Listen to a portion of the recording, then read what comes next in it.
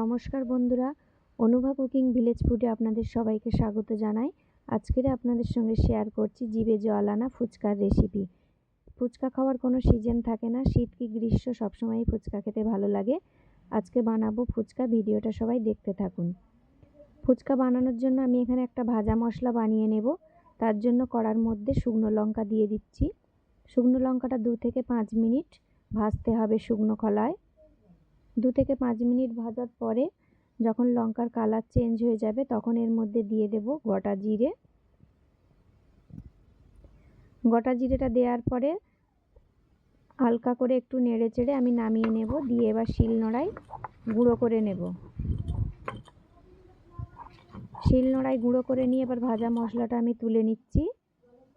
দেখুন, ভাজা মশলাটা আমি প্লেটে তুলে নিলাম।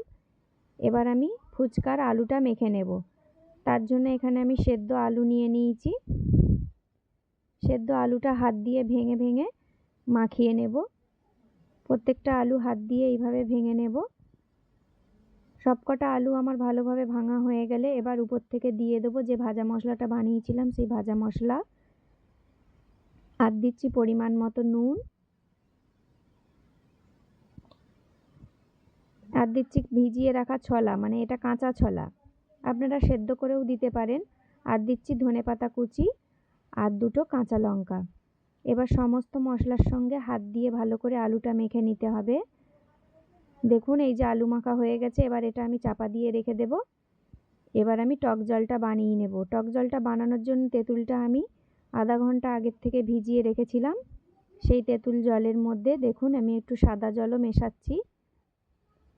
আর দিচ্ছি 3 পাতা জলজিরা। 3 প্যাকেট জলজিরা আমি এতে দিয়ে দিচ্ছি।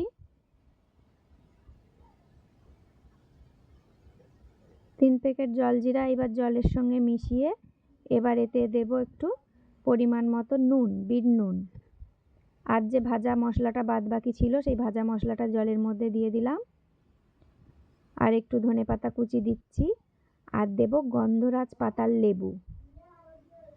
গন্ধরাজ গাছের লেবু পাতায় জলের মধ্যে দিয়ে ভালো করে একসঙ্গে মিশিয়ে এই যে আমার টক জল একদম রেডি হয়ে গেছে। টক জল দেখলেই জিভে জল চলে আসবে।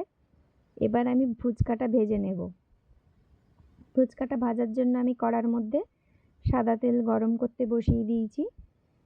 তেলটা গরম হলে এক এক করে ফুচকাগুলো ছেড়ে দিচ্ছি। দেখুন ফুচকাগুলো কেমন তেলের মধ্যে দিতেই ব্যাঙের মতো ফুলে উঠছে। প্রত্যেকটা ফুচকাই খুব ভালোভাবে ফুলবে। দেখুন ফুচকাগুলো আমার ভাজা হয়ে গেছে। এবার তুলে নিচ্ছি ফুচকাগুলো। এই যে এখানে 1 গামলা ফুচকা আমি ভেজে নিয়েছি। এবার টক জলের সঙ্গে পরিবেশন করব সবাই আমরা বাড়িতে। তার জন্য নিয়ে বসে গেছি দেখুন আলু মাখা ফুচকা আর এই যে টক জল। আপনাদেরকে দেখিয়ে দিচ্ছি একটা ফুচকা ভেঙে ভিতরে আলুর পুর দিয়ে আর টক জল দিয়ে খেতে কেমন লাগে। দেখুন এই যে ফুচকাটা ঠিক এইভাবে ভেঙে নিতে হবে।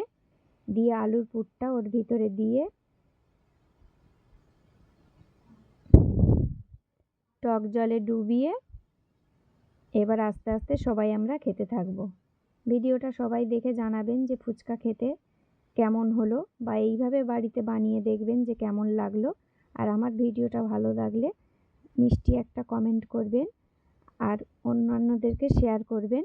আর যারা আমার চ্যানেলে নতুন বন্ধু তারা আমার চ্যানেলটিকে সাবস্ক্রাইব করে আমার পাশে থাকবেন।